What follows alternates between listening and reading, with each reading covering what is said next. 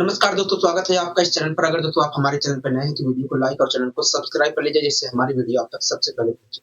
आइए दोस्तों, शुरुआत करते हैं आज की अपनी पाठशाला। पहला क्वेश्चन आपकी स्क्रीन पर है, ध्यानपूर्वक देखिए। पहला क्वेश्चन आखिर क्या कह रहा है?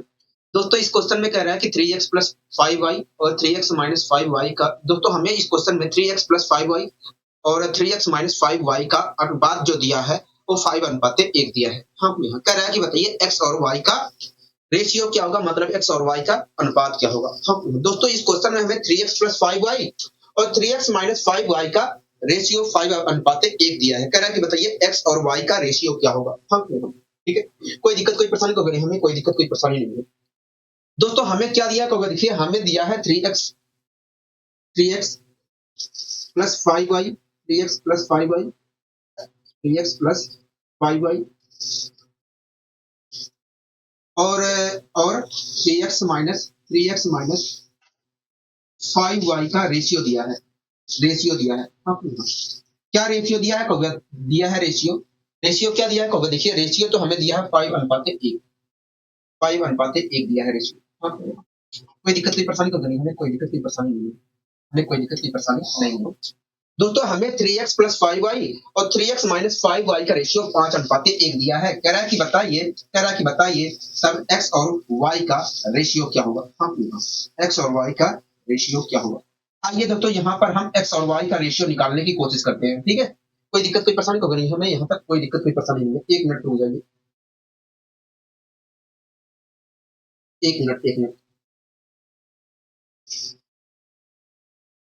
आइए दोस्तों हम यहाँ पर x और y का रेशियो निकालने की कोशिश करते हैं। ठीक है दोस्तों, 3x प्लस 5y को, इसका मतलब दोस्तों 3x प्लस 5y, दोस्तों यहाँ पर इसका मतलब क्या होगा। इसका मतलब ये है कि 3x प्लस 5y को हम 3x माइनस 5y से डिवाइड कर रहे हैं। दोस्तों इसका मतलब क्या है कहोगे। देखिए इसका मतलब यही है कि 3x प्लस 5y को हम 3x माइनस 5y से डिवाइड कर रहे हैं। ठीक है, तो अगर इसका मतलब यह है कि 3x plus 5y, 3x plus 5y को मैं 3x माइनस 5y से डिवाइड कर रहा हूं, तो इस चीज को मैं ऐसे लिख सकता हूं कहोगे। हाँ बिल्कुल लिख सकते हो, बिल्कुल लिख सकते हो, बिल्कुल लिख सकते हो। मैंने कहा ठीक है, तो मैंने लिख दिया। कोई दिक्कत कोई परेशानी तो नहीं, हमें यहाँ तक कोई दिक्कत कोई परेशानी नहीं है, हमें यहाँ तक कोई दिक्कत कोई परेशानी नहीं है।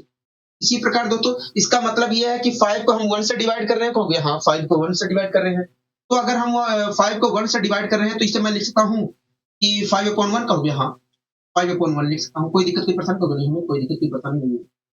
ठीक है दोस्तों, आप यहाँ पर देख रहे हैं दोस्तों, आपको मैंने योगांतर अनुपात का नियम पढ़ाया था। हाँ योगांतर अनुपात का नियम पढ़ाया था। योगांतर अनुपात का नियम कहता है कि दोस्तों योगांतर अनुपात का नियम मैंने पढ़ाया था। हाँ दोस्तों आप देख रहे हैं कि जिस टर्म में से यहाँ पर, दोस्तों आप देख रहे हैं कि इसमें से जितना जोड़ा गया है उतना ही अपोन में उतना ही घटाया गया है इस टर्म में से कहोगे। हाँ तो यहाँ पर अगर मैं योगांतर अनुपात का नियम अप्लाई करता हूँ तो मुझे फायदा मिलेगा। हाँ दोस्तों आप यहाँ पर देख रहे हैं कि इस टर्म में से जितना जोड़ा गया है उतना ही अपोन में इस टर्म में से घटाया गया है। तो अगर मैं यहाँ पर योगांतर अनुपात का नियम लगाता हूँ तो मुझे जरूर फायदा मिलेगा। हाँ तो मैंने यहाँ पर लगा लिया। ऐसा नहीं है, अगर आप सोल्व करना चाह रहे हो 3 मल्टीप्लाई करके तो आप तब भी सोल्व कर लीजिए, तब भी आपका उत्तर आएगा, उत्तर पर कोई प्रभाव नहीं पड़ेगा। हाँ लेकिन अगर मैं योगांतर अनुपात का नियम लगाता हूँ तो मेरे लिए फायदा है। योगांतर अनुपात का नियम कहता है कि ऊपर जो टर्म लिखा गया है, उसमें से नीचे वाले टर्म को एक बार जोड़ दीजिए और उसी टर्म में से नीचे वाले को एक बार घटाकर अनुपात में लिख दीजिए। हाँ तो अगर मैं इसमें ये वाला जोड़ता हूं, इसमें दोस्तों अगर मैं ये प्रक्रिया यहाँ पर करता हूं, इसमें ये वाला जोड़ता हूं और अपोन में इसमें से ये वाला घटाता हूं, तो मुझे इसका और इसका अनुपात मिलेगा, इसका और इसका अनुपात मिलेगा। कोई दिक्कत कोई परेशानी तो नहीं, हमें कोई दिक्कत कोई परेशानी नहीं। ठीक है, यहाँ पर तो मैं अगर वही योगांतर अनुपात का नियम फिट करता हूं तो यहाँ पर ये मिलेगा। अच्छा यहाँ पर क्या मिलेगा, देखिए योगांतर अनुपात का नियम कहता है कि ऊपर वाले में से नीचे वाले को एक बार जोड़ दीजिए, तो जोड़ूंगा तो 6 आएगा। और कहता है कि अपोन में ऊपर वाले में से उतना ही घटा दीजिए निचले वाले को, तो अगर मैं घटाता हूं तो 4 आएगा। कोई दिक्कत कोई परेशानी तो नहीं, हमें कोई दिक्कत कोई परेशानी नहीं है। अब यहाँ पर मैं गुणा भाग कर ले रहा हूँ, जो कितना है कट जाएगा।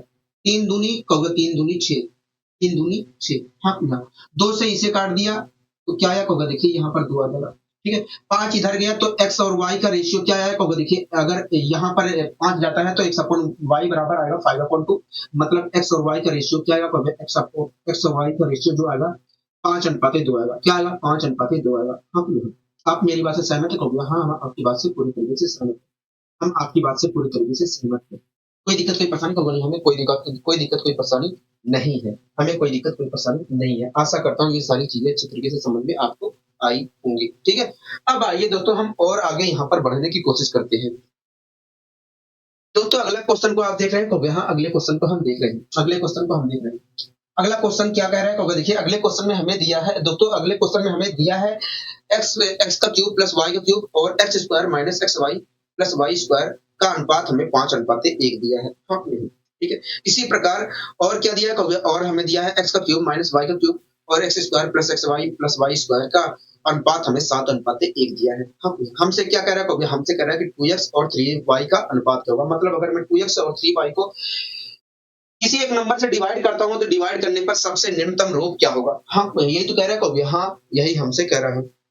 ठीक है, तो आइए दोस्तों, इस चीज का हम जवाब तब तक नहीं दे सकते हैं जब तक हमें x और y की वैल्यू पता ना हो। तब तक हम 2x और 3y का रेशियो नहीं निकाल सकते हैं। हाँ, तो आइए सबसे पहले x और y की वैल्यू यहाँ पर पता करने की कोशिश करते हैं। ठीक है, कोई दिक्कत, कोई परेशानी? तो नहीं, हमें कोई दिक्कत, कोई परेशानी नहीं। ठीक है दोस्तों, हमें क्या दिया है? कहोगे देखिए, हमें दिया है x का क्यूब, x का क्यूब, x का क्यूब प्लस y का क्यूब। तो दोस्तों हमें क्या दिया है? कहोगे x का क्यूब प्लस y का क्यूब और x square minus x y plus y square का अनुपात हमें 5:1 दिया है। हाँ, यही तो दिया है, एक्स क्यूब प्लस वाई का क्यूब। और दोस्तों हमें एक्स क्यूब प्लस वाई का क्यूब और x square minus x y plus y square का अनुपात दिया है। क्या दिया है अनुपात? कहोगे देखिए, हमें अनुपात दिया है 5:1। 5:1 दिया है। 5:1 दिया है। हाँ, लिखा। आप मेरी बात से सहमत है? कहोगे हाँ, हम आपकी बात से सहमत है। इसी प्रकार और क्या दिया? कहोगे देखिए, इसी प्रकार हमें दिया है एक्स का क्यूब माइनस वाई का क्यूब और x square plus y square का अनुपात हमें दिया है 7:1। क्या दिया है? 7:1 दिया है। 7:1 दिया है। आप मेरी बात से सहमत हो? हाँ, हम आपकी बात से पूरी तरीके से सहमत, हम आपकी बात से पूरी तरीके से सहमत हैं। ठीक है, कोई दिक्कत, कोई परेशानी तो नहीं, हमें कोई दिक्कत, कोई परेशानी नहीं है।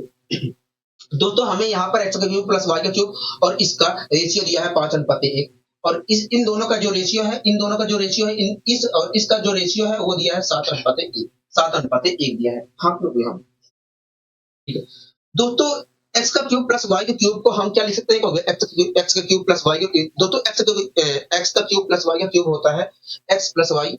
दोस्तों एक्स का क्यूब प्लस वाई का क्यूब का फॉर्मूला जो होता है एक्स प्लस वाई ब्रैकेट में x square minus x y plus y square होता है। हाँ, हाँ। अगर दोस्तों एक्स का क्यूब प्लस वाई का क्यूब का formula x plus y bracket में x square minus x y plus y square होता है, तो मैं इसकी जो है एक्स का cube x plus y bracket में x square minus x y plus y square लिखता हूँ। हाँ, हाँ। दोस्तों इसका मतलब क्या है? तो देखिए, इसका मतलब ये है कि हम इस वाले टर्म को इससे डिवाइड कर रहे हैं। हाँ, इस वाले टर्म को इससे डिवाइड कर रहे हैं। हाँ, ठीक है, कोई दिक्कत, कोई परेशानी तो नहीं, हमें कोई दिक्कत, कोई परेशानी नहीं। तो अगर हम इस वाले टर्म को इससे डिवाइड कर रहे हैं तो मैं इसे लिख सकता हूँ, इस वाले टर्म को इससे डिवाइड कर रहे हैं तो इसको मैं लिख सकता हूँ एक्स का क्यूब प्लस वाई का cube upon x square minus x y plus y square लिख सकता हूँ। हाँ, लिख सकता हूँ कि नहीं? हो गया? हाँ, लिख सकते हो, आप लिख सकते हो। ठीक है, लिख सकते हो दोस्तों। इससे तो मैं लिख सकता हूँ एक्स प्लस वाई ब्रैकेट में x square plus y plus y square लिख सकता हूँ। ठीक है, अपॉन में दोस्तों इसे तो मैंने ऊपर लिख दिया। कहोगे हाँ दोस्तों, इसका मतलब यह है कि इस वाले टर्म को हम इससे डिवाइड कर रहे हैं, तो मैंने इस वाले टर्म को लिख लिया। हाँ, अपॉन में क्या लिखना है? कहोगे अपॉन में हमें x square minus x y upon में ये लिखना है। कहोगे हाँ, मतलब x square minus x y plus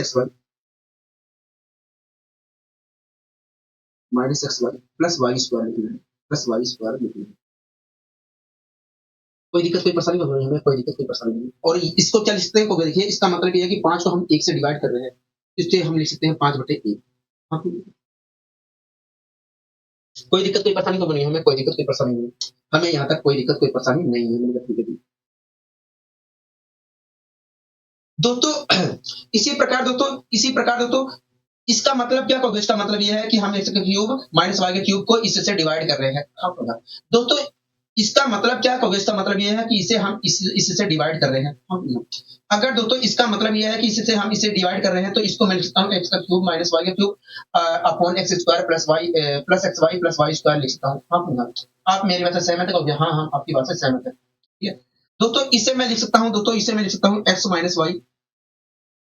दोस्तों इसे मैं लिख सकता हूँ एक्स माइनस वाई ब्रैकेट में x square plus x y plus y square लिख सकता हूँ।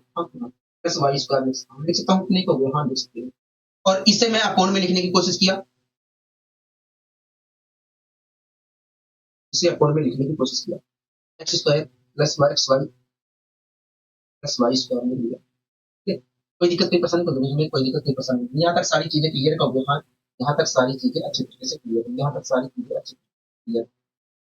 तो इसे इसका मतलब क्या कहोगे? इसका मतलब ये है कि 7 को हम 1 से डिवाइड कर रहे हैं, तो इसे मैं लिखता हूँ 7/1 हो गया। हाँ 7/1 लिख दिया।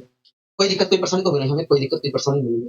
ठीक है, अब दोस्तों मैं इसे सोल्व कर ले रहा हूँ। ठीक है, अब दोस्तों यहाँ पर मैं काटा पीटी मचाऊंगा जिससे चीजें निकल कर आ जाए अपने आप। ठीक है दोस्तों, आपको चित्र ये दिख रहा है? अगर मैं यहाँ पर देखता हूँ दोस्तों, अगर मैं यहाँ पर देखता हूँ तो x square minus x y plus y square से ये चीज कैंसिल हो गया। हाँ, ये चीज कैंसिल ये चीज कैंसिल हो जाएगी। हाँ हाँ, आप यहाँ तक सहमत है मेरी बात से? कहोगे हाँ, यहाँ तक हम आपकी बात से पूरी तरीके से सहमत है। अगर मैं इससे डिवाइड करता हूँ तो ये चीज पूरा कैंसिल हो जाएगा। हाँ पूरा, तो बचेगा क्या? कहोगे देखिए, जब ये कैंसिल हो जाएगा यहाँ पर तो 1 बचा। हाँ हाँ, अब 3 मल्टीप्लाई करूंगा, इसकी मल्टीप्लाई एक्स प्लस वाई से होगी, एक की मल्टीप्लाई एक्स प्लस वाई से होगी तो एक्स प्लस वाई आएगा, और 5 की मल्टीप्लाई 1 से होगी तो 5 आएगा। तो इस प्रकार एक्स प्लस वाई बराबर आ जाएगा 5। एक्स प्लस वाई बराबर आ जाएगा 5। एक्स प्लस वाई बराबर आ जाएगा 5। कोई दिक्कत कोई परेशानी? तो हमें कोई दिक्कत कोई परेशानी नहीं है। एक्स प्लस वाई बराबर आ जाएगा 5। इसी प्रकार दोस्तों आप यहाँ पर देख रहे हैं कि इससे ये कैंसिल हो जाएगा। हाँ, इससे ये कैंसिल हो जाएगा। तो यहाँ पर तो आया 1। अब 3 मल्टीप्लाई करूंगा, 1 की मल्टीप्लाई एक्स माइनस वाई से करूंगा तो एक्स माइनस वाई आएगा। 7 की मल्टीप्लाई 1 से करूंगा तो 7 ही आएगा। तो इस प्रकार एक्स माइनस वाई बराबर हमें 7 प्राप्त हुआ। एक्स माइनस वाई बराबर हमें 7 प्राप्त हुआ। हाँ, एक्स माइनस वाई बराबर हमें 7 प्राप्त हुआ। कोई दिक्कत कोई परेशानी? तो हमें कोई दिक्कत कोई परेशानी नहीं।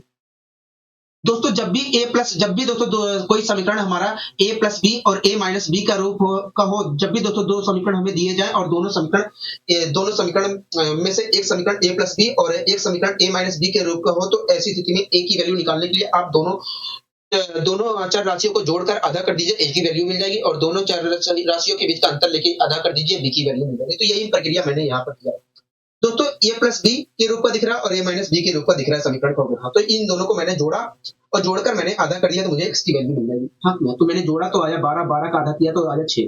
मतलब x की वैल्यू क्या है? x की वैल्यू वास्तव में 6 है। x की वैल्यू क्या है? x की वैल्यू 6 है।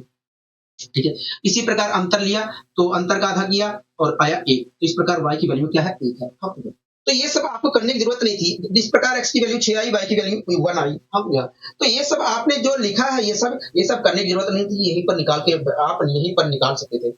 आपको पता है कि इसके अंदर वास्तव में दोस्तों आपको अच्छी तरीके से पता है कि इसके अंदर इसे मैं लिखता हूँ x plus y x square minus x y plus y square.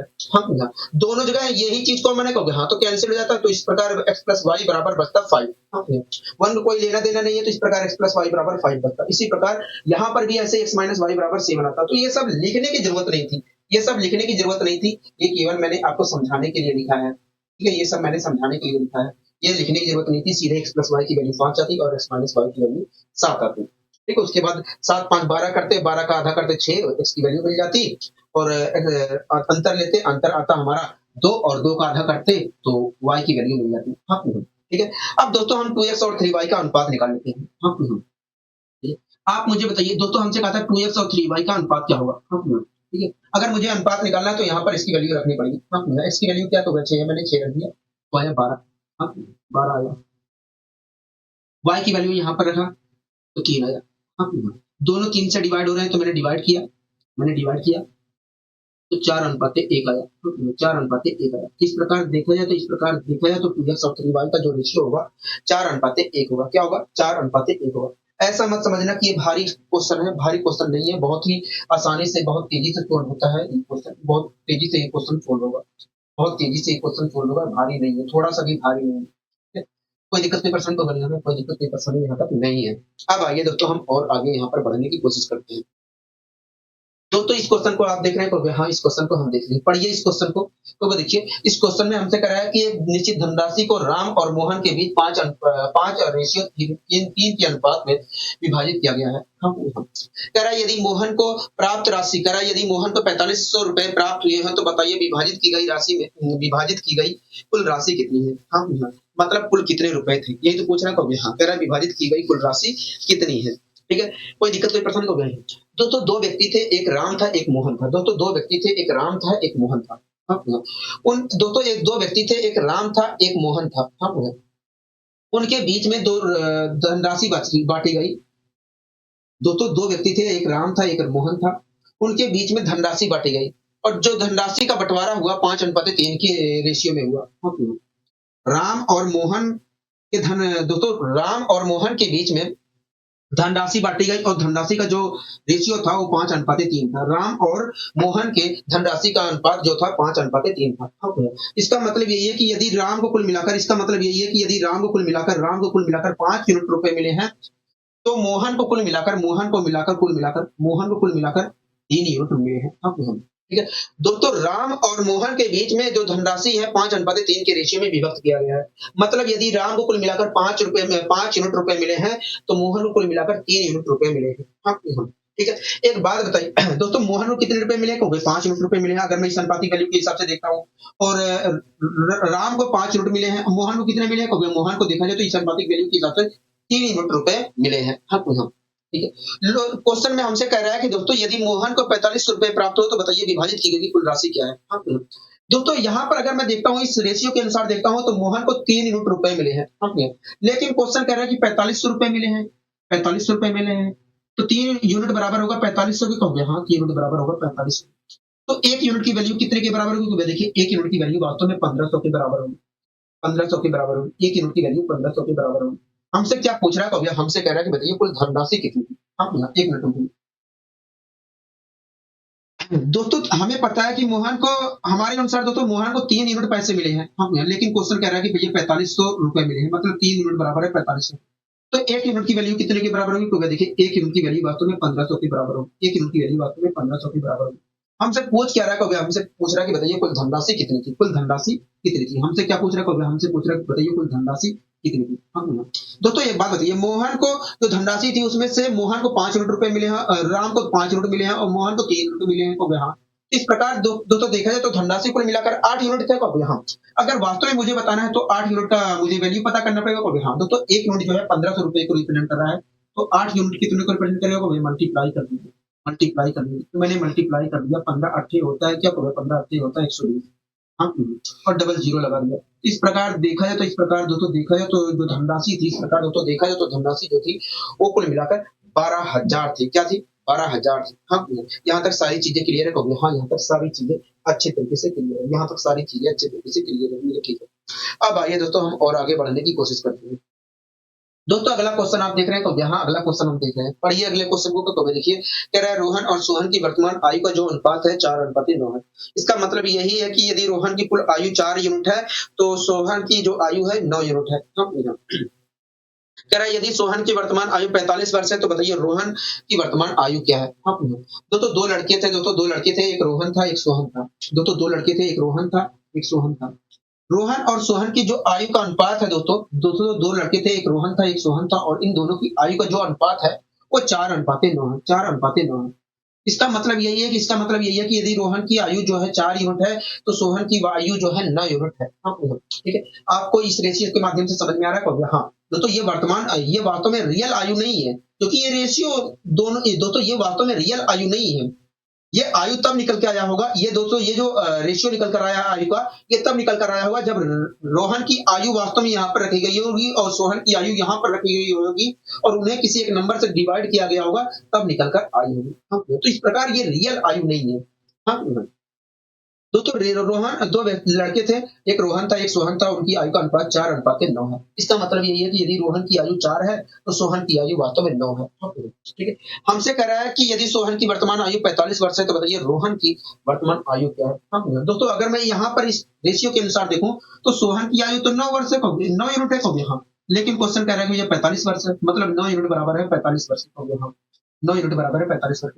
तो 1 यूनिट कितने के बराबर होगा? तो देखिए 9 यूनिट जो है 45 वर्ष के बराबर है, तो 1 यूनिट वास्तव में 5 वर्ष के बराबर होगा। 1 यूनिट जो है 5 वर्ष के बराबर होगा।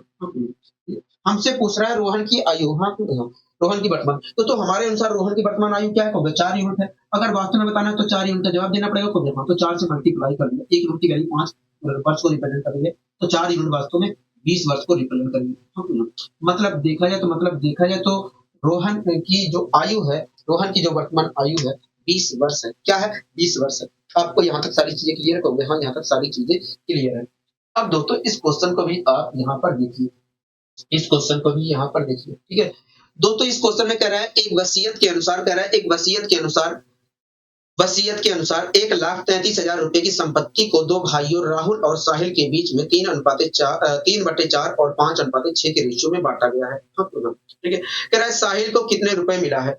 दोस्तों कह रहा है कि एक वसीयत के अनुसार, दोस्तों एक कह रहा है वसीयत के अनुसार 1,33,000 रुपए की संपत्ति को दो भाइयों राहुल और साहिल के बीच 3/4 और 5/6 के रेशियो के अनुपात में बांटा गया है। कह रहा है साहिल को कितना हिस्सा मिला है?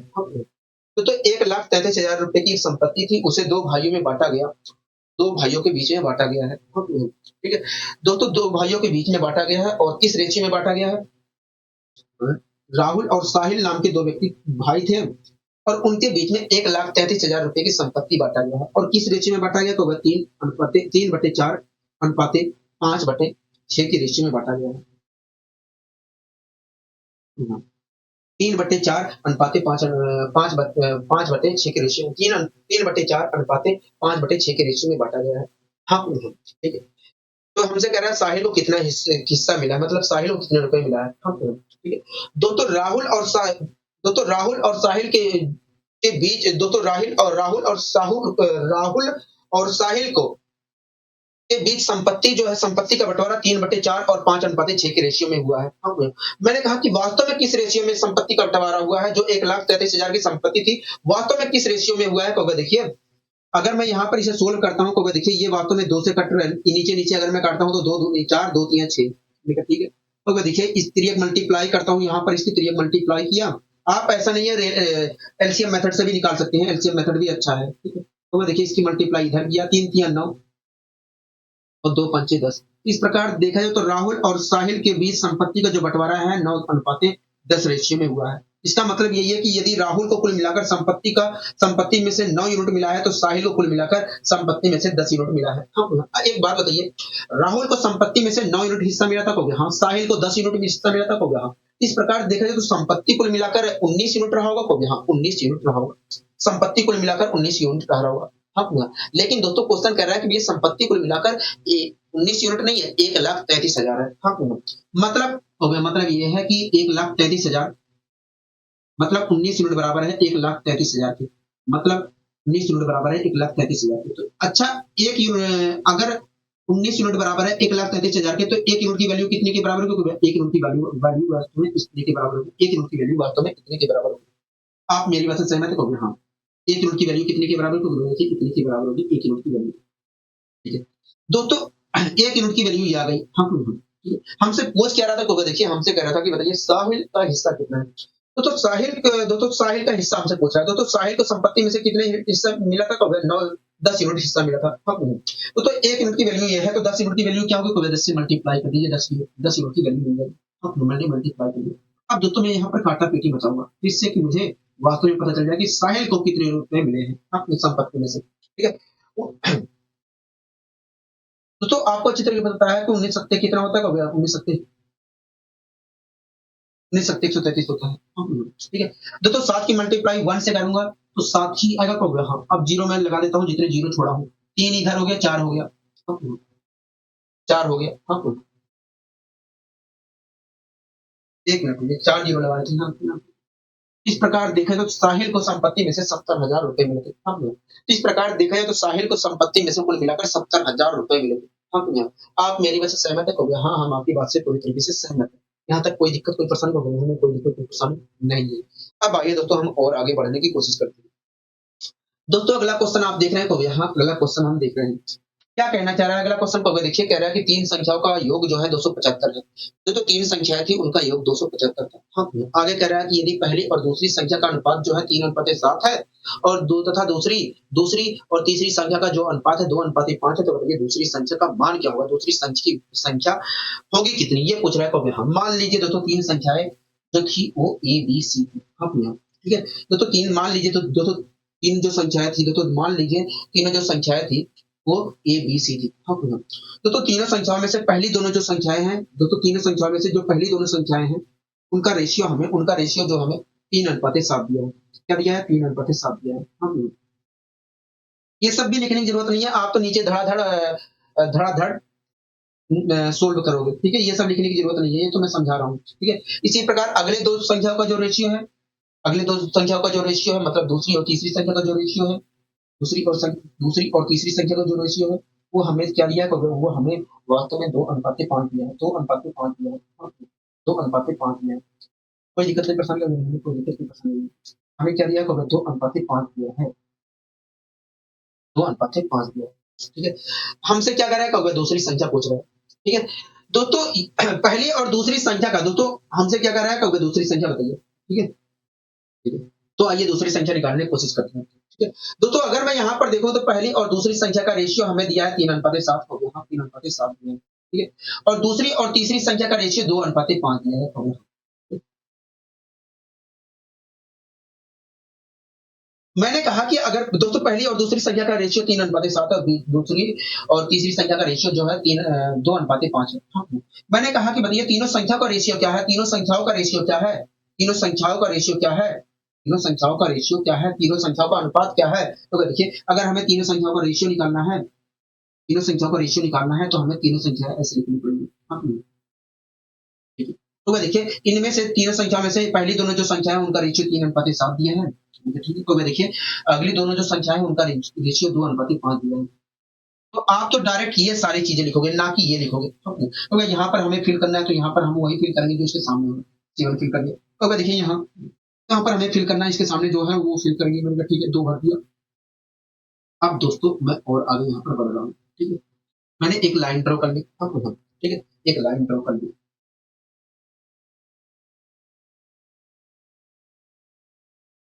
दोस्तों आपको अच्छी तरह पता है कि अगर मैं ऐसे मल्टीप्लाई करता हूँ तो पहली संख्या मिलेगी, ऐसे मल्टीप्लाई करता हूँ तो दूसरी संख्या मिलेगी, ऐसे मल्टीप्लाई करता हूँ तो तीसरी संख्या मिलेगी। मतलब ये ए की वैल्यू है, ये बी की वैल्यू है, ये सी की वैल्यू है। हाँ, ठीक है।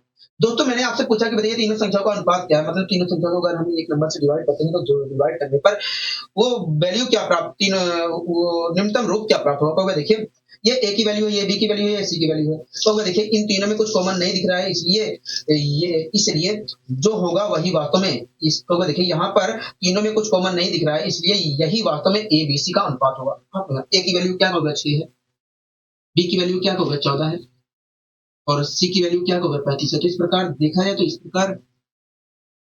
प्रकार देखें तो ए बी और सी जो तीनों संख्याएं हैं उनका रेशियो 6:14:35 होगा। हम इस प्रकार देख रहे हैं तो तीनों जो संख्याएं हैं ए बी सी, तीनों जो संख्याएं हैं उनका उनका उनका रेशियो जो होगा 6:14:35 होगा। हाँ, इसका मतलब यह है कि यदि पहली संख्या कुल मिलाकर 6 यूनिट है तो दूसरी संख्या 14 यूनिट है और तीसरी संख्या हमारी 35 यूनिट है। आप मुझे बताइए पहली संख्या हमारी 6 यूनिट की, दूसरी संख्या हमारी 14 यूनिट की, तीसरी संख्या हमारी वास्तव में 35 यूनिट की। तो तीनों संख्याओं का योग था कितना? हो गया वास्तव में 55 था। 20 16 14 6 20 20 में 35 जोड़ेंगे तो आएगा 55। मतलब तीनों संख्याओं का योग क्या था? 55 था। हाँ, लेकिन दोस्तों तीनों संख्याओं का 55 योग नहीं है, 275 है। हमारे अनुसार दोस्तों 55 है, तीनों संख्याओं का योग हो गया। हाँ, लेकिन क्वेश्चन कह रहा है कि ये 275 है, मतलब 55 यूनिट बराबर है 275 से, हो गया। हाँ, 275। तो एक यूनिट की वैल्यू क्या होगी? तो देखिए 55 से 275 को देखिए 55 से ही 5 बार में कैंसिल हो जाएगा। तो इस प्रकार देखें तो एक यूनिट की वैल्यू जो होगी, एक यूनिट की वैल्यू जो होगी 5 होगी। एक यूनिट की वैल्यू वास्तव में 5 होगी। हमसे क्या पूछा था? हमसे कहा था दूसरी संख्या बताइए। दोस्तों दूसरी संख्या कितनी यूनिट थी? 14 यूनिट थी। अगर वास्तव में मुझे बताना है तो 14 यूनिट का जवाब देना पड़ेगा। हाँ, तो एक यूनिट की वैल्यू 5 को रिप्रेजेंट कर रही है, तो 14 यूनिट की वैल्यू कितने को रिप्रेजेंट करेगी? तो मुझे 14 से मल्टीप्लाई करनी है। हाँ, तो 14 5 70 होता है। इस प्रकार देख रहे हैं तो दूसरी संख्या जो है वो 70 है। क्या है? 70 है। हाँ, यहाँ तक सारी चीजें क्लियर है। तो हाँ, यहाँ तक सारी चीजें बहुत ही अच्छे वे में आपने क्लियर की है। यहाँ तक सारी चीजें बहुत ही अच्छे वे में आपने क्लियर की है। यहाँ तक सारी चीजें आपने बहुत ही अच्छे वे में क्लियर की है मेरे चीजें। अब आइए दोस्तों हम और आगे यहाँ पर बढ़ने की कोशिश करते हैं। अब आइए दोस्तों हम और आगे यहाँ पर बढ़ने की कोशिश करते हैं। ठीक है? दोस्तों अगला क्वेश्चन आप देख रहे हैं, तो हाँ, अगला क्वेश्चन हम देख रहे हैं। पढ़िए अगला क्वेश्चन, देखिए क्या कहना चाह रहा है, होगा देखिए, हमसे कह रहा है 9,000 रुपए की धनराशि, हमसे कह रहा है 9,000 रुपए की धनराशि पी क्यू आर और एस में विभाजित किया जाता है। कह रहा है कि 9,000 रुपए की धनराशि पी क्यू आर और एस में इस प्रकार विभाजित किया जाता है कि पी और क्यू का जो रेशियो है वो 2:3 है। मतलब पी और क्यू को मिलने वाली धनराशि का जो रेशियो है 2:3 है, और क्यू और आर को मिलने वाली धनराशि का जो रेशियो है 1:2 है, और आर और एस को मिलने वाली धनराशि का जो रेशियो है 3:2 है। कह रहा है कि बताइए पी और क्यू का कुल हिस्सा कितना है, मतलब पी और क्यू को कुल मिलाकर कितने रुपए मिलेंगे। हाँ, ठीक है। दोस्तों 9,000 रुपए की राशि थी, उसे पी क्यू आर एस में विभाजित किया गया। हाँ, विभाजित करने पर दोस्तों दोस्तों इस प्रकार विभाजित किया, दोस्तों इस प्रकार विभाजित किया गया है कि पी और क्यू का जो रेशियो है, दोस्तों पी और क्यू को दोस्तों इस प्रकार विभाजित किया गया है कि पी और क्यू को मिलने वाली जो धनराशि है उसका जो रेशियो है 3:2 है। 3:2 है। हाँ, 3:2। इसी प्रकार क्यू और आर को मिलने वाली धनराशि का जो रेशियो, इसी प्रकार क्यू और आर को मिलने वाली जो धनराशि का रेशियो है, क्यू और आर को मिलने वाली जो धनराशि का रेशियो है वो 1:2 है। 1:2 है। 1:2 है। इसी प्रकार आर और एस को मिलने वाली धनराशि का जो रेशियो है, इसी प्रकार आर और एस को मिलने वाली जो धनराशि का रेशियो है, आर और एस को मिलने वाली जो धनराशि का रेशियो है 3:2 है। 3:2 है। 3:2 है। 3:2 है। 3:2 है। कोई दिक्कत कोई परेशानी तो नहीं है, कोई दिक्कत कोई परेशानी नहीं है। हमें कोई दिक्कत कोई परेशानी नहीं है। हमें कोई दिक्कत कोई परेशानी नहीं है। हमसे क्या कह रहा है, तो हमसे कह रहा है कि बताइए पी और क्यू को कुल मिलाकर कितने रुपए मिला था। हाँ, धनराशि में से कितने रुपए मिले थे पी और क्यू को। हाँ, यही तो पूछ रहा है। हाँ, यही चीज हमसे पूछ रहा है, यही चीज हमसे पूछ रहा है। मैंने कहा ठीक है जी, 1 मिनट रुक जाइए।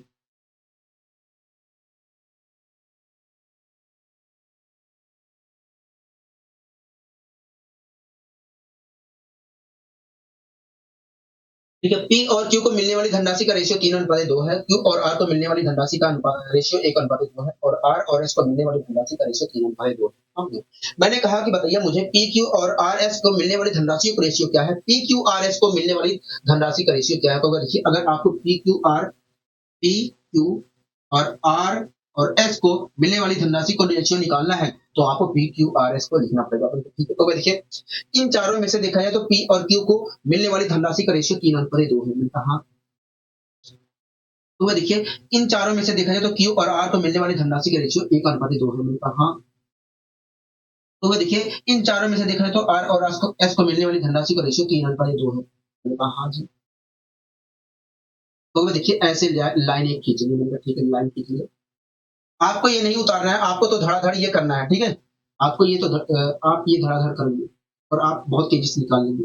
मैं सिखा रहा हूँ इसलिए मुझे टाइम लग रहा है। ठीक है, यहाँ तक सारी चीजें क्लियर है, कहोगे हाँ यहाँ तक सारी चीजें अच्छी तरह से क्लियर है।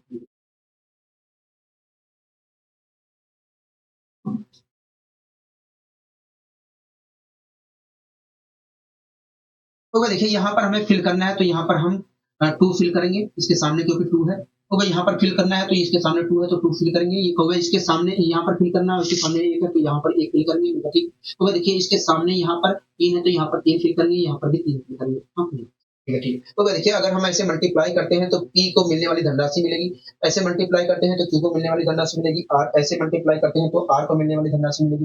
इसी प्रकार अगले स्टेप पे ऐसे मल्टीप्लाई करते हैं तो एस को मिलने वाली धनराशि मिलेगी। लेकिन कहोगे देखिए, मैंने पूछा कि बताइए पी क्यू और आर एस का मिलने वाली धनराशि का रेशियो क्या है। मतलब अगर पी क्यू आर एस को मिलने वाली धनराशि को किसी एक संख्या से डिवाइड किया जाए तो बताइए उनकी डिवाइड करने पर निम्नतम योग क्या होगा। हाँ, कहोगे देखिए ये पी को मिलने वाली धनराशि है, ये क्यू को मिलने वाली धनराशि है, ये यहाँ पर भी 2 हमें लिखना पड़ेगा। तो ये एस को मिलने वाली धनराशि है। मैंने कहा हाँ, कहोगे देखिए अगर आपको पता करना है पी क्यू और आर एस को मिलने वाली धनराशि का रेशियो क्या है, तो इसको अगर किसी नंबर से डिवाइड हो रहे हैं तो आपको डिवाइड करना पड़ेगा। तो यहाँ पर वास्तव में इनमें देखा जाए तो कुछ कॉमन नहीं दिख रहा है, कहोगे हाँ कुछ कॉमन नहीं दिख रहा है तो डिवाइड होगा, कहोगे नहीं डिवाइड होगा। हाँ, हाँ।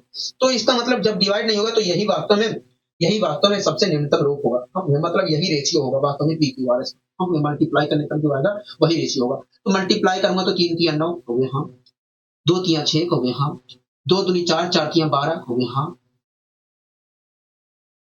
2 दूनी 4 4 दूनी 8। तो इस प्रकार देखो तो पी क्यू और आर एस को मिलने वाली धनराशि का जो रेशियो है वो क्या है तो भैया 9:6:12:8। इसका मतलब यही है कि यदि पी को कुल मिलाकर 9 यूनिट पैसा मिला था तो क्यू को कुल मिलाकर 6 यूनिट पैसा मिला था, आर को 12 यूनिट मिला था और एस को 8 यूनिट पैसा मिला था। हाँ भैया, आप मेरी बात से सहमत है कहोगे? हाँ, हम आपकी बात से पूरी तरीके से सहमत है। तो अगर पी को 9 यूनिट पैसा मिला है, क्यू को 6 यूनिट पैसा मिला है, आर को 12 यूनिट पैसा मिला है, एस को 8 यूनिट पैसा मिला है, तो कुल कितने रुपए थे? तो भैया देखिए 9 6 15, मैंने कहा हाँ। हो गया देखिए 9 6 हो गया 15, 15 8 हो गया 23। हाँ ना? हाँ। तो भैया देखिए 23 में अगर मैं 12 जोड़ता हूँ, तो भैया देखिए अगर मैं 23 में 12 जोड़ता हूँ, 3 2 5 35। हाँ भैया, कुल मिलाकर 35 यूनिट पैसा। हाँ भैया, 1 मिनट रुक जाइए, मैं और चेक कर लेता हूँ यहाँ पर कुछ गलती तो ना हो रही है। ठीक है, 2 अनुपाते 1 मिनट, 1 मिनट, यहाँ पर गलती हुई है, यहाँ पर गलती हुई है, यहाँ पर गलती हुई है, यहाँ पर 2 अनुपाते 3 था। ठीक है, और सारी चीजें समझ में आ रही, सारी चीजें समझ में आ रही थी कि नहीं भैया? हाँ, सारी चीजें समझ में आ रही थी। ठीक है, तो आपको घबराना नहीं है। यहाँ पर भी clear है। और सारी चीजें सही है तो हाँ, इसे थोड़ा मिटा लेते हैं। दोस्तों ये वास्तव में पी को मिलने वाली धनराशि है, ये वास्तव में क्यू को मिलने वाली धनराशि है, ये वास्तव में आर को मिलने वाली धनराशि है, ये एस को मिलने वाली धनराशि है। अगर दोस्तों मुझे ये पता करना है पी क्यू आर एस को मिलने वाली धनराशि का रेशियो क्या है, तो मुझे पी क्यू और आर और एस को किसी एक नंबर से डिवाइड करके न्यूनतम योग निकालना पड़ेगा। हाँ भैया। तो आपको दिख रहा है इसमें इसमें इसमें इसमें तीनों में कॉमन दिख रहा है 3, तो हाँ ना? हाँ, तो मैं 3 से डिवाइड कर ले रहा हूँ। 3 से ये 3 कैंसिल हो गया। हाँ, यहाँ पर भी 3 कैंसिल हो जाएगा, हो गया। हाँ, यहाँ पर भी कैंसिल हो जाएगा, हो गया। हाँ, तो अब दोस्तों डिवाइड तो हो गया, हो गया। हाँ, अब जो भी मिलेगा हमें पी क्यू आर एस के मिलने वाली धनराशि का रेशियो होगा। यहाँ तो मैं मल्टीप्लाई करता हूँ तो 2 आया यहाँ पर, मतलब पी को मिला था कुल मिलाकर 2 यूनिट पैसा, यहाँ पर 3 यूनिट पैसा क्यू को मिला था, यहाँ पर वास्तव में 6 यूनिट पैसा आर को मिला था, यहाँ पर 4 यूनिट पैसा वास्तव में एस को मिला था। हाँ, तो इस प्रकार मिलने वाली जो धनराशि का रेशियो होगा पी क्यू आर एस का, वो 2 3 6 4 हो, 2:3:6:4 होगा। इसका मतलब ये है कि पी को 2 यूनिट पैसा मिला था, क्यू को 3 और आर को 6 और एस को 4। एक बात बताइए, अगर पी को 2 यूनिट, क्यू को 3 यूनिट, आर को 6 यूनिट, एस को 4 यूनिट पैसा मिला है, तो कुल कितने रुपए थे? 2 3 5 6 5 11, 6 5 11 11 4 15। इसका मतलब देखा तो कुल मिलाकर 15 यूनिट पैसा था। ठीक है, तो 15 यूनिट वास्तव में कुल रुपए थे। हम लेकिन क्वेश्चन के अनुसार देखें तो 9,000 रुपए थे। तो हाँ, मतलब 15 यूनिट बराबर है 9,000 के। तो हाँ, 15 यूनिट बराबर है कितने को? तुम्हें 15 यूनिट बराबर है 9,000 के। 15 यूनिट बराबर है 9,000 के। तो एक यूनिट की वैल्यू कितने के बराबर है? तो देखिए एक यूनिट की वैल्यू वास्तव में 15 छप्पन 90 6,000 के बराबर होगी। एक यूनिट की वैल्यू वास्तव में 6,000 के बराबर होगी। हमसे क्या पूछा? हमसे पूछा है कि बताइए, हमसे पूछा है कि अब हमसे पूछा है कि बताइए पी और क्यू को मिलने वाली धनराशि क्या है? तो पी और क्यू को मिलने वाली धनराशि क्या होगा? देखिए कुल मिलाकर 5 यूनिट है। पी और क्यू को मिलने वाली धनराशि क्या होगा? पी और क्यू को मिलने वाली धनराशि वास्तव में 5 यूनिट है। तो एक यूनिट वास्तव में 6,000 को रिप्रेजेंट कर रही है, 600 को रिप्रेजेंट कर रही है। तो आप मुझे बताइए 5 यूनिट कितने को रिप्रेजेंट कर रही है? 5 यूनिट वास्तव में 3,000 को रिप्रेजेंट कर रही है। मतलब पी और क्यू को मिलने वाली जो धनराशि है वो 3,000 रुपए है। क्या है? 3,000 रुपए है। आप मेरी बात से यहाँ तक सहमत है? तो हाँ, हम आपकी बात से पूरी तरीके से सहमत हैं। हम आपसे पूरी तरीके से यहाँ तक सहमत है। ठीक है, कोई दिक्कत कोई परेशानी तो नहीं, हमें यहाँ तक कोई दिक्कत कोई परेशानी नहीं है, हमें यहाँ तक कोई दिक्कत कोई परेशानी नहीं है। ठीक है, अब आइए दोस्तों हम और आगे यहाँ पर बढ़ने की कोशिश करते हैं। तो अगला क्वेश्चन आप देख रहे हैं, तो यहाँ अगला क्वेश्चन हम देख रहे हैं, अगला क्वेश्चन आप देख रहे हैं, तो यहाँ अगला क्वेश्चन हम देख रहे हैं। पढ़िए अगले क्वेश्चन को, देखिए क्या कहना चाह रहा है। तो देखिए हमसे कह रहा है 14,700 रुपए की धनराशि एक्स वाई और जेड में एक बटे 3, 1/5 और 1/6 के रेशियो में विभक्त किया गया है। हाँ, कह रहा है कि तो सबसे बड़ा भाग और सबसे छोटे भाग के बीच का अंतर क्या होगा? हाँ, कह रहा है कि जिसे सबसे बड़ा भाग मिला है और जिसे सबसे छोटा भाग मिला है पैसे में का, उसका बताइए बताइए उनके बीच में अंतर कितने रुपए का है? हम ये तो पूछ रहे तो हम तो 3 व्यक्ति थे, एक्स वाई जेड। तो 3 व्यक्ति थे, एक्स वाई और जेड। इनके बीच में 14,700 रुपए की राशि बांटी गई। तो 3 व्यक्ति थे, एक्स वाई जेड, और इनके बीच में 14,700 रुपए की राशि बांटी गई। ठीक है, तो राशि बांटी गई, और जो राशि था तो इन तीनों के बीच में बांटी गई जो राशि, इन तीनों के बीच में बांटी जाने वाली जो राशि का अनुपात था वो 1:1/3 अनुपात 1/3 अनुपात 1/5 अनुपात 1/6। मतलब वास्तव में 1/3 1/5 और 1/6 के रेशियो में पैसा बांटा गया था इन तीनों के बीच में। मैंने कहा कि वास्तव में बताइए इन तीनों के बीच में, मैंने कहा कि बताइए वास्तव में इन तीनों के बीच में किस रेशियो में पैसा बांटा गया था। तो देखिए अगर हमें वास्तव में बताना है कि इन तीनों के बीच में किस अनुपात में रेशियो बांटा गया था, तो इसके लिए हमें इसे सोल्व करना पड़ेगा। मैंने कहा ठीक है, सोल्व करके बताइए। देखिए 3 और 5 का एलसीएम लेंगे तो आएगा 15, और 15 और 6 का एलसीएम लेंगे तो आएगा 30। मैंने कहा हाँ कहोगे देखिए, अब कहोगे 3 से हमने डिवाइड किया 30 को तो आया 10, तो ये 10 की मल्टीप्लाई ऊपर किया तो यहाँ पर 10 आया।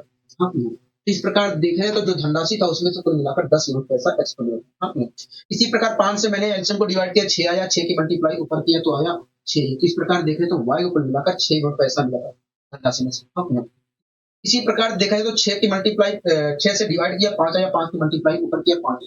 इस प्रकार देखे तो धनराशि में से कुल मिलाकर 5 यूनिट पैसा जेड को मिला। तो ये जो हमें प्राप्त हुआ ये कुछ और नहीं है, एक्स और वाई जेड को मिलने वाली धनराशि का अनुपात है। मतलब देखा तो इस रेशियो में एक्स वाई जेड के बीच में पैसा बांटा गया था। ठीक है, एक बात बताइए, अगर कुल मिलाकर एक्स यूनिट पैसा एक्स को मिला है, वाई को 6 यूनिट पैसा मिला है और जेड को 5 यूनिट पैसा मिला धनराशि में से, तो कुल कितने रुपए थे इसके अनुसार बताइए। को देखिए 6 5 11 और 11 में 10 जोड़ेंगे 21। तो इस प्रकार देखें तो कुल मिलाकर 21 यूनिट पैसा था। 21 यूनिट पैसा था, मतलब 21 यूनिट पैसा बांटा गया था प्रोग्राम।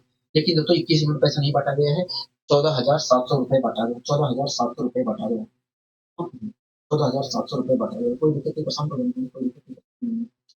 तो 21 यूनिट बराबर 14,700 क्यों हो गया, तब हो गया। हाँ 21 यूनिट बराबर 14,700 होगा। तो 1 यूनिट की वैल्यू कितने के बराबर आएगी को देखिए, अगर मैं इससे 21 से इसे डिवाइड करता हूं तो 147 जो है 7 बार में डिवाइड हो जाएगा, मतलब 1 यूनिट की वैल्यू वास्तव में 700 आई। 1 यूनिट की वैल्यू वास्तव में 700 आई। हाँ, यहाँ तक कोई दिक्कत नहीं, पसंद को नहीं, कोई दिक्कत नहीं, पसंद नहीं। तो हमसे क्या पूछ रहा था कभी, हमसे कह रहा था कि सबसे बड़े भाग और सबसे छोटे भाग के बीच का अंतर करेंगे। तो सबसे बड़ा भाग वास्तव में एक्स को मिला है और सबसे छोटा भाग वास्तव में जेड को मिला है। तो इनके बीच में अंतर है कितने का, सबसे बड़े भाग और सबसे छोटे भाग के बीच में अंतर है कितने का होगा, देखिए 5 यूनिट का अंतर है।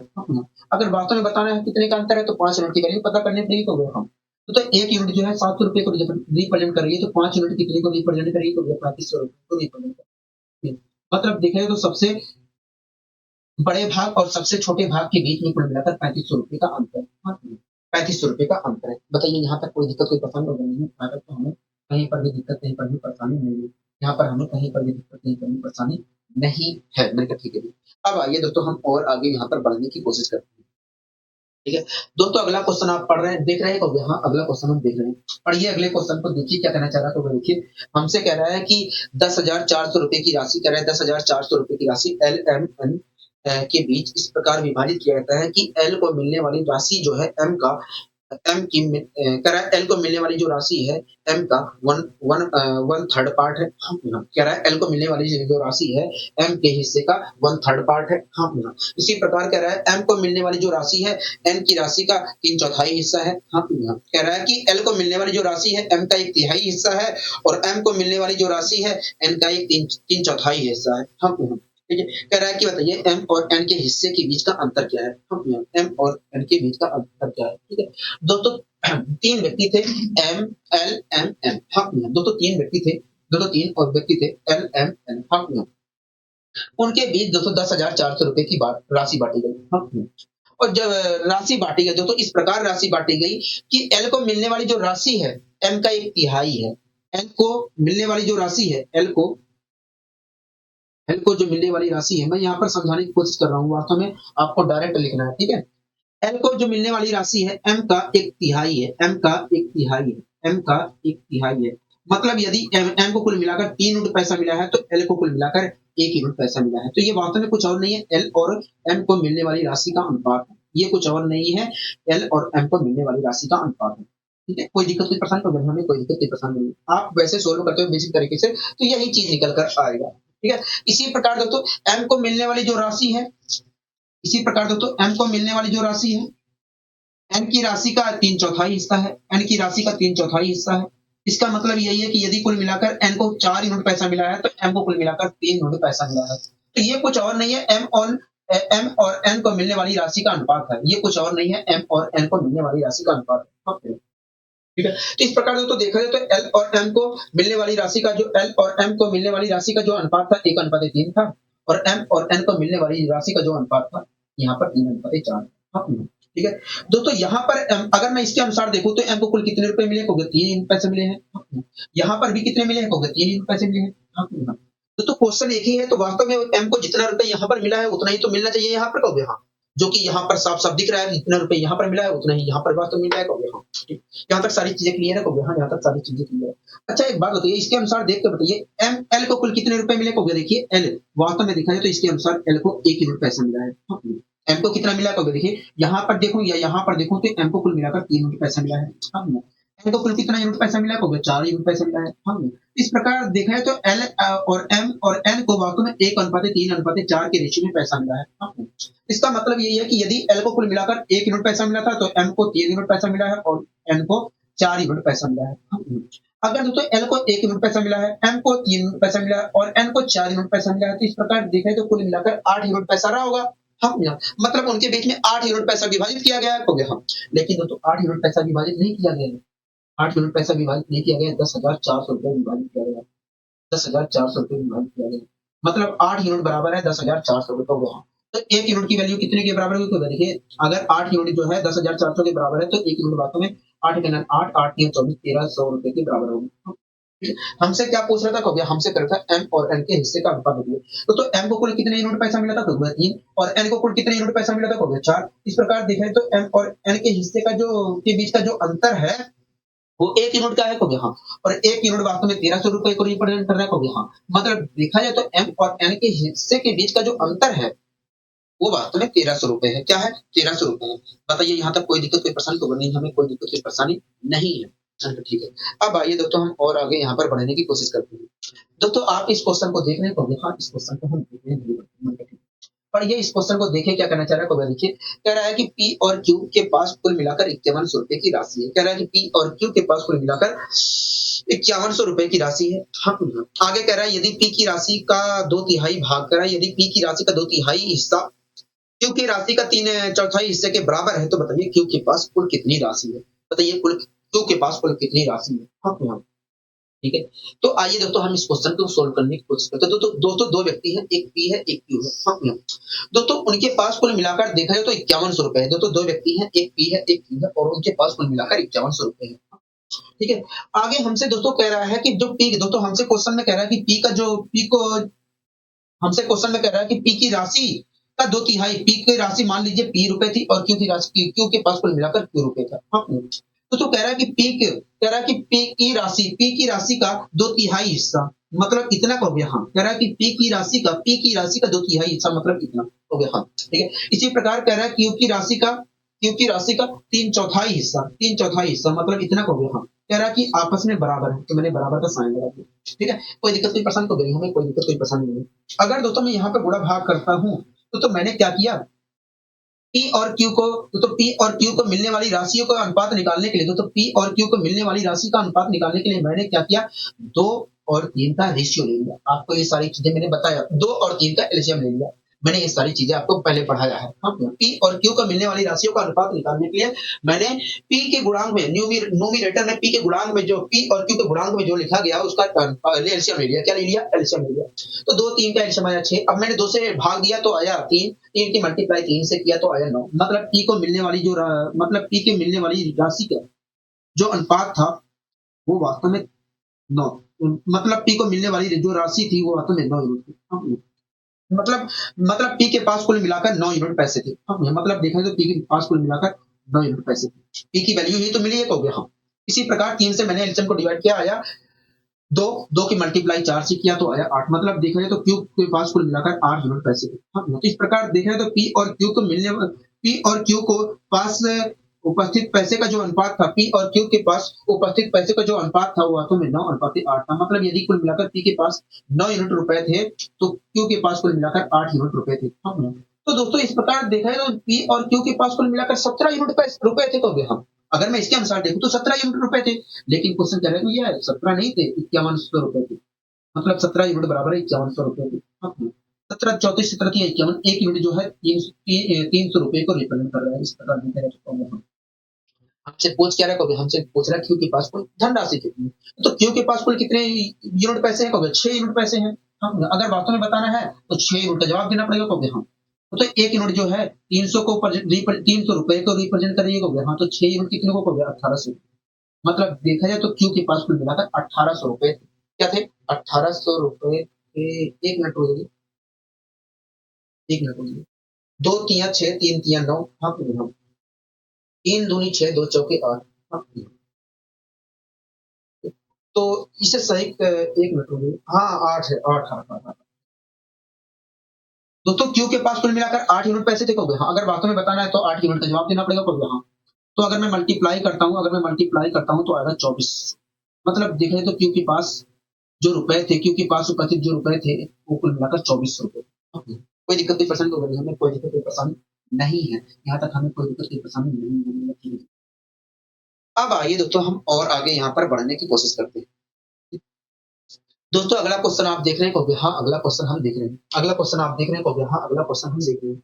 पढ़िए अगले क्वेश्चन को, देखिए क्या कहना चाह रहा है। को देखिए हमसे कह रहा है कि 2400 रुपए की एक राशि को पी, क्यू और आर के बीच में इस प्रकार विभाजित किया जाता है कि पी के हिस्से का 1/4 हिस्सा, क्यू के हिस्से का 1/3 हिस्सा, आर के हिस्से का 1/5वां हिस्सा आपस में बराबर है। हाँ कि नहीं? कह रहा है पी, क्यू और आर द्वारा प्राप्त व्यक्तिगत राशि ज्ञात करिए। हाँ, मतलब पी को कितना रुपए मिले थे, क्यू को कितने रुपए मिले थे और आर को कितने रुपए मिले थे। हाँ, हाँ। यहाँ तक क्वेश्चन समझ में आ गया कहोगे हाँ, यहाँ तक क्वेश्चन सारे समझ में आ गए हैं। अब आइए हम इस क्वेश्चन को सोल्व करने की कोशिश करते हैं। दोस्तों 3 व्यक्ति थे पी, क्यू और आर। इनके बीच में 2400 रुपए वितरित किए गए हैं और इस प्रकार वितरित किए गए, ठीक है, कि पी के हिस्से का, मान लीजिए पी को कुल मिलाकर पी रुपए मिले थे और क्यू को कुल मिलाकर क्यू रुपए मिले थे और आर को कुल मिलाकर आर रुपए मिले थे। हाँ, तो इस प्रकार पी क्यू आर के बीच में विभाजित किया गया कि पी के हिस्से का 1/3 हिस्सा, पी के हिस्से का, पी को कुल मिलाकर पी रुपए मिले थे कहोगे हाँ। अच्छा, पी के हिस्से का 1/4 हिस्सा, पी के हिस्से का 1/4 हिस्सा, इसका 1/4 कितना होगा भैया, ये होगा हाँ ना, पी के हिस्से का 1/4 हिस्सा और इसी प्रकार क्यू के हिस्से का 1/3 हिस्सा ये होगा कहोगे हाँ। इसी प्रकार आर के हिस्से का 1/5वां हिस्सा कहोगे हाँ, आर बटे 1/5वां हिस्सा, आर के हिस्से का 1/5वां हिस्सा ये होगा कहोगे हाँ। कह रहा पी के हिस्से का 1/4 हिस्सा, क्यू के हिस्से का 1/4 हिस्सा और आर के हिस्से का 1/3 5वां हिस्सा आपस में बराबर है, उन्हें बराबर है लगा दिया। ठीक है, हमसे कह रहा है बताइए पी क्यू आर को कितने कितने रुपए मिले थे। हाँ, ठीक है, दोस्तों आप मुझे बताइए पी क्यू आर के बीच में पैसे वितरित किए गए हैं कहोगे हाँ, वितरित किए गए हैं। मैंने कहा किस रेशियो में वितरित किए गए हैं कहोगे। देखिए अगर हमें पता करना है पी क्यू और आर के बीच में जो पैसे वितरित किए गए हैं किस रेशियो में वितरित किए गए हैं, तो उसके लिए हमें मेथड अप्लाई करना पड़ेगा। मैंने कहा बताइए कहोगे। देखिए यहाँ पर देखा तो पी के गुणांक में क्यू 1 है, क्यू के गुणांक में 1 है और आर के गुणांक में 1 है। मैंने कहा हाँ, तो देखिए जब जब ऐसे स्ट्रक्चर मिलता है और न्यूमरेटर में जो हमारा वेरिएबल लिखा है उसके मल्टीप्लाई में 1 होता है, तो ऐसी स्थिति में उनकी वैल्यू जो होती है कुछ और नहीं, अपोन में जो लिखी गई होती है वही होती है। मैंने कहा हाँ, होगा देखिए यहाँ पर पी के अपोन में 4 लिखा है, क्यू के अपोन में 3 लिखा है, आर के अपोन में 8 लिखा है। तो इस प्रकार देखें तो पी क्यू और आर के तो मिलने वाली जो रेशियो का अनुपात होगा, मिलने वाली धनराशि का जो रेशियो का अनुपात होगा वो 4:3:5 होगा। हाँ, मतलब देखा जाए तो पी को यदि कुल मिलाकर 4 यूनिट पैसा मिला है तो क्यू को कुल मिलाकर 3 यूनिट पैसा मिला है और आर को कुल मिलाकर 5 यूनिट पैसा मिला है। हाँ, मतलब पी और क्यू और आर को मिलने वाली धनराशि का जो अनुपात होगा कुछ और नहीं, इनके अपोन में जो लिखा गया है वही होगा कहोगे हाँ। तो देखिए यहाँ पर पी क्यू और आर को मिलने वाली जो धनराशि का अनुपात होगा वो कुछ और नहीं, इनके अपोन में जो लिखा गया है वही होगा। हाँ, मतलब वास्तव में पी और क्यू को मिलने वाली धनराशि का अनुपात 4:3:5।